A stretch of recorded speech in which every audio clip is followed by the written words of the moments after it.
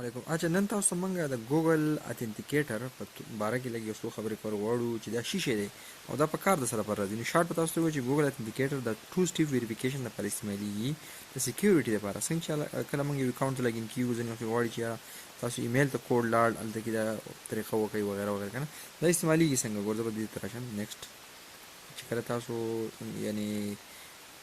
کم کرپټو سافټویر یا نورې داسې سافټویر څومره مشهورې سافټویر دي نو هغو تاسو ته وایي چې دا پکې تاسو استعمال کړئ دا پکې اټیچ کړئ تاسو صحیح شو. د دې طریقه تاسو ته موږ نن پریکټیکلي ښایو صحیح ده. نو راځو موږ خپل یو اکاونټ دی که باینانس یا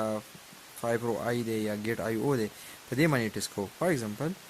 زه به راشم خپل اکاونټ ته د سکیورټي کې پروت دي سکیورټي کې به راشو کوم سکیورټي سنټر ته دا موږ نن اټیچ کول غواړو ښه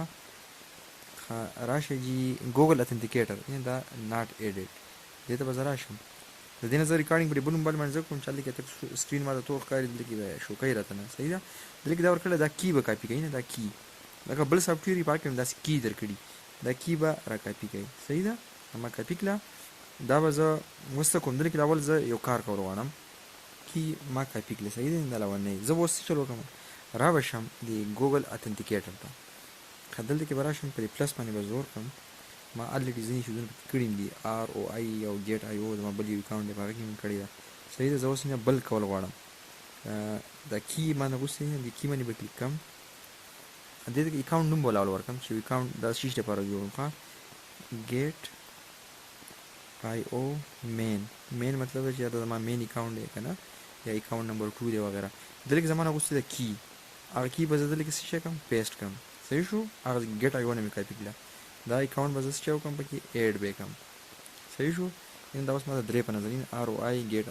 آی او مین داسې ما ته 30 سیکنډ لپاره دا کوډ به راکوي نه دا ګیټ آی او مین کوډ 6 ډیجټ نه 062 دا نه دا 30 سیکنډ بعد ایکسپایر کیږي نو پرابلم دا به چلیږي داسې ښه. خو دا ګیټ دا شیز به تاسو ډیلیټ کوئ چېرته نه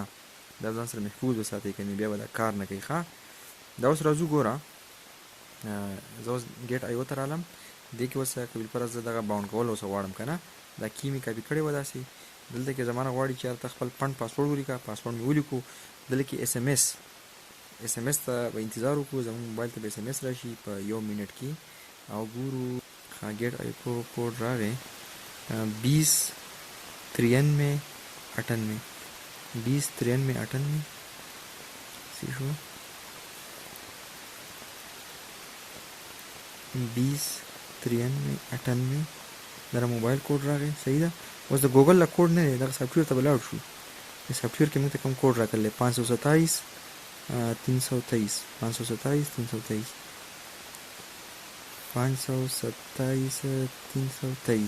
اوکې دا به ووهو دا به اتنټیکیټ صحیح شو دا به ته موږ لږ صبر وکړو دا زموږ سلیکشن شو ګوګل اتنټیکیټر دا چې کوم دی باونډ شو باونډ مطلب دی چې د دې سره اټیچ شو. نیکسټ ټایم بیا چې تاسو کله دې ته لاګین کېږئ نو تاسو به وایي چې هلکه د ګوګل اتنټیکیټر کوډ ورکوي دا چې کوم دی 30 سیکنډو پورې کار کوي دا هر فیر ریفریش کېږي داسې دا شارټ طریقه وه امید دی دا به ستاسو غوره شوي چې موږ خپل موبایل سره ګوګل اتنټیکیټر ایډ کوو څنګه. تھینک یو ویری مچ.